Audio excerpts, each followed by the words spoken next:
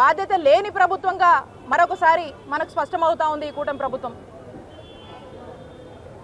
ఒక బాబుతో మాట్లాడుతుంటే చెప్తా ఉన్నాడు, రీసెంట్గా అంట ఆ బాబుకి ఆ పిల్లలకి పాలు ఇచ్చినప్పుడు ఆ గ్లాస్లో బలి పడిందంట.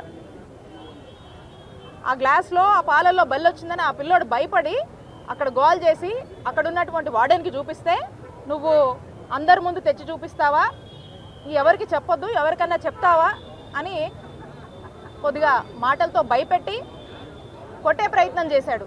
ఇక పిల్లలందరినీ కూడా వచ్చిన వాళ్ళందరూ ఇట్లా బలిపడింది అని చెప్పి దగ్గరికి వస్తే వాళ్ళందరినీ కూడా తిట్టి, మీరు ఈ విషయం బయటికి చెప్తే మిమ్మల్ని కొడతాము, హాస్టల్లోంచి తీసేస్తామని బెదిరించారు. ఈ ఘటన జరిగిన తర్వాత మనం చూసినట్టయితే అక్కడ ఉన్నటువంటి పిల్లలు ఆ ఉన్నటువంటి ఎమ్మెల్యేకి ఒక లెటర్ రాశారు. ఈ వార్డెన్ వేధిస్తున్నాడు, బాగా చూసుకోవట్లేదు, సరిగా అన్నం పెట్టట్లేదు, వచ్చిన గ్రాసరీస్ ఏదైతే ఉన్నారో అవన్నీ కూడా మిగిల్చుకుంటున్నారు, సరిగా వండట్లేదు, వండినవి మిగిల్చుకుంటున్నారు, ఏది కూడా క్వాలిటీగా ఇవ్వట్లేదు అని చెప్పి చెప్తుంటే ఈ లెటర్లో వీళ్ళు మెన్షన్ చేసి వార్డెన్ కొడుతున్నారంటే కనీస స్పందన లేదు. ఇప్పటివరకు కూడా ఆ వార్డెన్ మీద ఏమైనా యాక్షన్ తీసుకున్నారా? ఆ పిల్లలు ఆ లెటర్ రాశారు, ఈ లెటర్ రాశారు. మరి ఈ లెటర్ రాసినటువంటి ఆ పిల్లల కన్సర్న్స్, బాధలు ఈ లెటర్లో రాశారు. ఈ వార్డెన్ మీద ఏం యాక్షన్ తీసుకున్నారు అని ఈ ప్రభుత్వాన్ని ప్రశ్నిస్తూ ఉన్నాం. తక్షణమే ఈ వార్డెన్ మీద యాక్షన్ తీసుకోవాలి.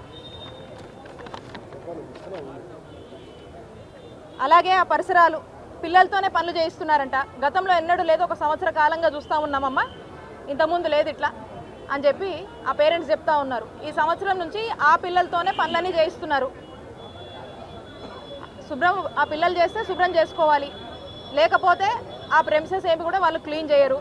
వీళ్ళు చేసుకోకపోతే, వీళ్ళు చేయకపోతే, హాస్టల్లో పనులు చేయకపోతే కొడుతున్నారంట. మరి దీనికి బాధ్యత ఎవరు తీసుకుంటారు? పిల్లల్ని కొడతారా? ఇక్కడ పిల్లల్ని పనిష్ చేస్తారా? బాగా పెట్టట్లేదు, సరిగా పెట్టట్లేదు అని చెప్పి క్వశ్చన్ చేస్తే భయపెడతారా? ఒక్కసారి హాస్టల్ల పరిస్థితి ఎంత దయనీయంగా ఉందో చూడండి. రాష్ట్ర వ్యాప్తంగా ఇదే తంతు.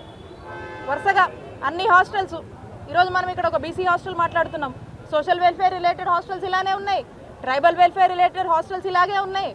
అన్ని చోట్ల కూడా ఇదే ఇబ్బందులు, అన్ని వర్గాల వాళ్ళు మోసం చేస్తున్నారు, అందరు ప్రజలు ఇబ్బంది పడుతున్నారు.